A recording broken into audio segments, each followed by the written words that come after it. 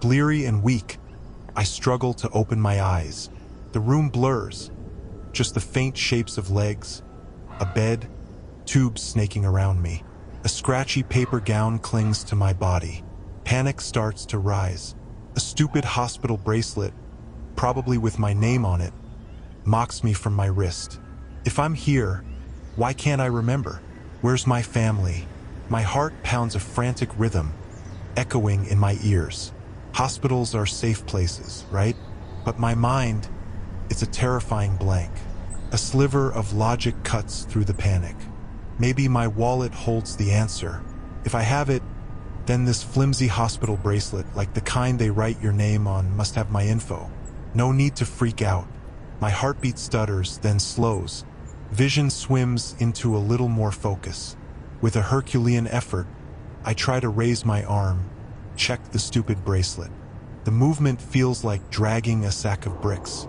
A metallic jingle precedes a sickening snap. My wrist yanks back, stopped cold. No need to see it to know it's not that flimsy band. Steel cuffs, attached to the bed. This isn't a hospital stay, it's a forced one. And whatever happened, I have no clue what role I played. A creeping dread, cold and heavy, settles in my gut as the door groans open. Reality slams back, a harsh echo of the metallic snap. Through a blurry haze, figures coalesce. A doctor, I presume. Tall, white-haired, his age etched in the lines around his eyes. He clutches a clipboard, approaching with a smile that doesn't reach his eyes. Well, he drawls, the cheeriness strained. Look who decided to join the party. My throat constricts. Any attempt at speech feels reckless, a landmine waiting to detonate. He sees the terror in my eyes. I know it. The smile falters, replaced by a chilling neutrality. Talking to you, he continues, his voice clipped, seemed preferable to summoning the authorities. Wouldn't you agree? He taps the steel cuffs with a sharp rap against the bed rail, the metallic clang echoing in the sterile silence. This isn't a stay, it's a captivity. And the doctor, he doesn't seem like someone offering help. Yes, I croaked, the word raw in my throat. He might be a jerk, but the glint in his eye when he mentioned the police, chilling. Good, he said, his tone patronizing. I've persuaded them you need a different kind of help, but keeping them at bay depends on you too. Complete cooperation, he emphasized, the clipboard a weapon in his hand. Stay calm, follow my instructions. Do that, and things might be better than the past. My voice, shaky but firm, cut through his facade. Define better. Vague fortune-telling won't earn my trust. If that's all you offer, the police it is. A flicker of annoyance crossed his face, but he schooled it quickly. You can't grasp the meaning yet, he said, his voice colder. We'll figure it out together. But listen, Ryan, his tone dropped to a low growl. Refusing me won't end well. Not for you. Trapped, confused, with a past shrouded in darkness, I had no leverage. The Dr. Tezion, by the sound of it, held the only thread to the truth. The police were a terrifying unknown, but so was this man. With a deep breath, I swallowed my fear. Fine, I spat, the word a bitter pill. Let's see what you've got, document. All right, cooperation it is, I gritted out. What do you want to know? A thin smile stretched across Dr. Tezion's face. Just answers, he replied, his tone clipped. Questions can wait. I scoffed. Easy for you to say. Given the circumstances, it's damn near impossible. He sighed, a sound that seemed to echo through the sterile room. Difficult, yes, but necessary. For now, at least. First, let's address your health. He gestured towards my head. The head injury, nasty bump. Frontal and occipital lobes took some hits. Explains the blurry vision, amongst other things. Look around. Anything odd? He swept a hand across the room, encompassing everything. I obeyed, forcing my gaze around the sterile environment. The blurriness had vanished, replaced by something far more unsettling. The medical equipment, instruments, everything, they seemed to shimmer at the edges, fading in and out of existence the moment my focus shifted. A wave of nausea washed over me. These weren't normal visual distortions. Finally, I locked eyes with the doctor. How had I missed it before? He was wrong, like a cheap Halloween costume come to life. His face, etched with a lifetime of wrinkles, resembled a waxen mask. The only life resided in his eyes, a life filled with a profound, chilling sadness, the kind a soldier might carry after witnessing the deaths of countless comrades, perhaps even becoming a part of that horror himself. The connection sparked a cold realization as I stared deeper. The doctor's plastic smile faltered, the edges melting away like the peripheral objects in the room. Disintegration, both literal and metaphorical, spreading across his face as I watched in horrified fascination. His eyes, now the only focus of my vision, warped into bottomless chasms. Trapped in their pull, I couldn't look away. Was it only seconds, or had eons passed? Within them swirled a maelstrom of guilt, a sorrow so profound it threatened to drown me. My reflection stared back, but it wasn't my face, my body. It was a reflection of my essence, my deeds, laid bare. These abysses weren't just his, they were mine, mirroring my own soul. A scream ripped from me, morphing into a whimper that echoed mercilessly. Time jolted back, the black void peeling away. Blinking rapidly, I saw. They were my eyes, staring back in terror from the doctor's face.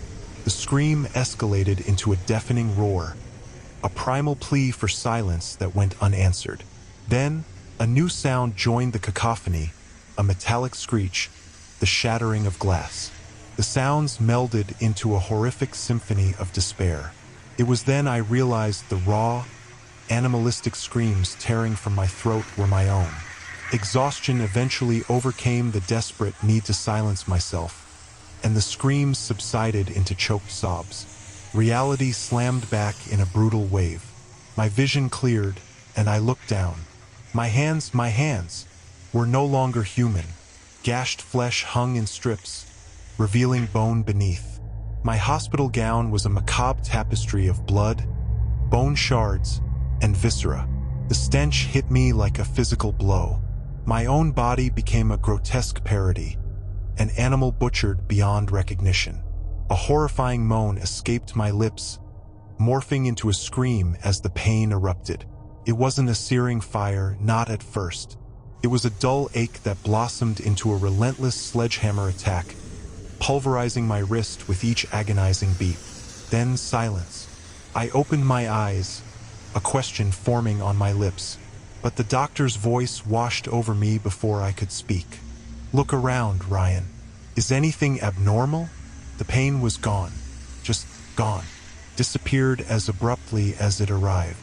I stared at my wrist, expecting the carnage, but pristine skin greeted me. No wound, no blood, no sign of the horrors I just witnessed. Disbelief warred with a creeping terror. "No," I whispered, the word hollow. A primal urge to scream rose within me, but it died before reaching my lips.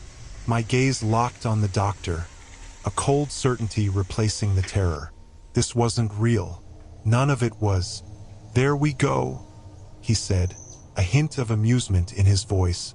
Much faster this time. My mind reeled. What was happening? What kind of twisted game was this? What does that mean? My voice was a strangled rasp. "What is this place? What are you?" "Questions later," the doctor replied, his smile widening. "Remember our agreement?" Primal growl erupted from my throat. My hand, on autopilot, shot out towards him. But where was the anger? The fear? In their place lay a hollow emptiness, a terrifying calm that whispered a horrifying truth. I wasn't sure who, or what, I was anymore. The doctor retreated with practiced ease, dodging my tirade of insults and threats. Finally, exhausted, I slumped back, chest heaving. A toxic cocktail of emotions churned within me. Fear, anger, and a gnawing sense of helplessness. I didn't care about the whys anymore. This twisted game, this doctor, I just wanted it to stop. Dr. Tezian, with a theatrical sigh, finally spoke. Your head injury has rendered you. Don't, I snapped, interrupting him. This isn't some convenient head injury excuse. This is your doing. Everything's normal, well, as normal as being shackled to a bed can be, until you start with your questions. No tests, no proof this isn't some elaborate kidnapping. He ran a hand down his face, his voice weary. Yes, Ryan, tests have been done. More than I care to admit, or perhaps you'd care to remember. And I'm supposed to believe that on your word alone? Because you wear a name tag? I don't care how many tests you've fabricated, even if my memories are hazy. Do them again. A chilling laugh erupted from Dr. Tezian, bordering on hysterical. Tears welled up in his eyes. Oh, this is rich. Again? My stomach lurched. Again? What do you mean again? His grin stretched wider, revealing a disconcerting glint in his eyes. You've said it all before, Ryan. The endless abyss, the pathetic whimpers, the screams that pierce the silence, all of it. The disappearing objects too, of course. Losing track of time precedes the self-mutilation visions, doesn't it? He shook his head, a strange mix of amusement and pity in his gaze. The doctor's words sent a cold dread spiraling through me. Was I losing my mind? Were these episodes self-inflicted delusions triggered by my questions? The very thought sparked a flicker of a memory of disappearing objects and a bone-chilling scream. My scream? The line between reality and terrifying hallucination blurred, leaving me adrift in a sea of confusion and paranoia. The doctor's flippant dismissal of my anger stung, but a sliver of truth resonated within his words. Revealing the future did seem to trigger a relapse. Still, his methods felt manipulative. Easy for you to say, I grumbled. Maybe if you actually explain things instead of playing these games. He held up a placating hand. There's a method to the madness, Ryan. Trust works both ways, remember? Now, he continued, his voice regaining its practiced cheer. About this hostage situation. With a flourish, he opened the door. Nurse Richards, he boomed. A moment later, the burly nurse from before entered, a knowing smirk playing on his lips. Just another day in paradise, Doc? The nurse rumbled, his gaze lingering on me for a beat too long.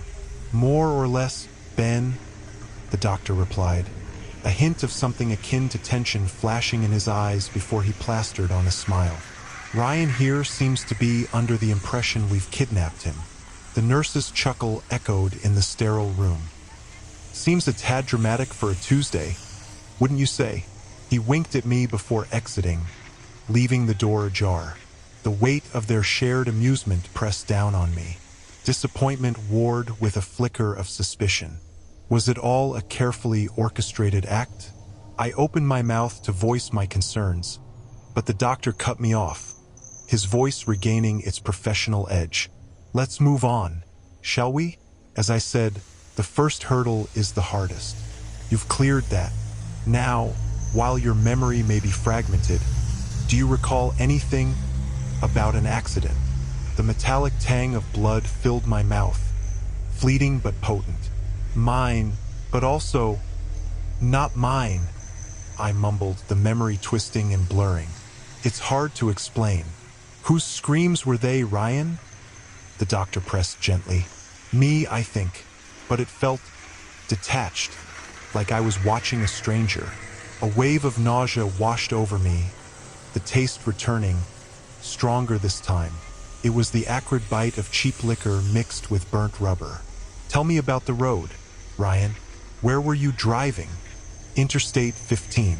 Barstow to Vegas. The words tumbled out, a reflex despite the fog in my mind. Barstow? The doctor repeated, leaning forward with a flicker of interest. What took you there? The metallic tang returned, accompanied by a burning sensation in my throat. My family, my wife, my kids. A sob escaped my lips, tears stinging my eyes. The taste intensified, a bitter cocktail of regret and despair. "Why did you leave them?" the doctor asked softly. "The police, they were coming," I choked out, the memory solidifying into a brutal tableau. "She called them, said I was useless."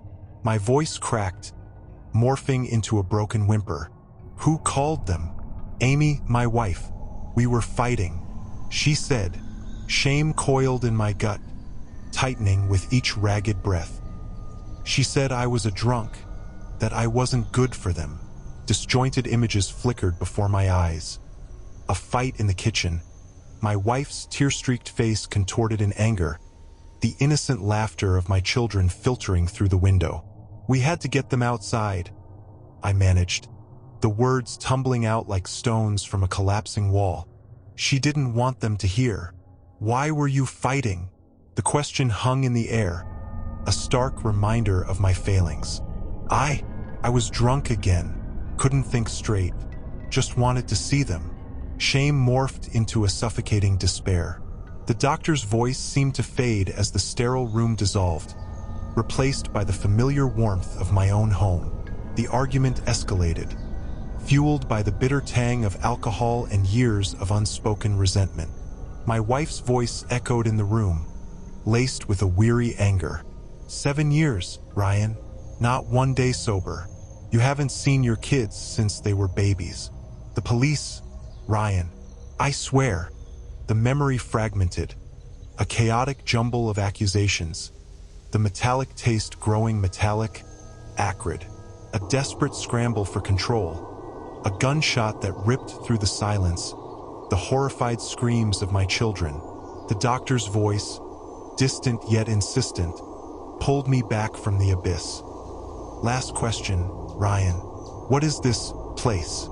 Dread coiled in my stomach, a cold, suffocating weight. The room solidified, the doctor's face looming before me, a concerned frown etched on his weathered features. But the clarity was fleeting. The edges of my vision blurred, the sterile white morphing into a distorted reflection. Was it a hospital room, or a twisted mirror reflecting the wreckage of my life?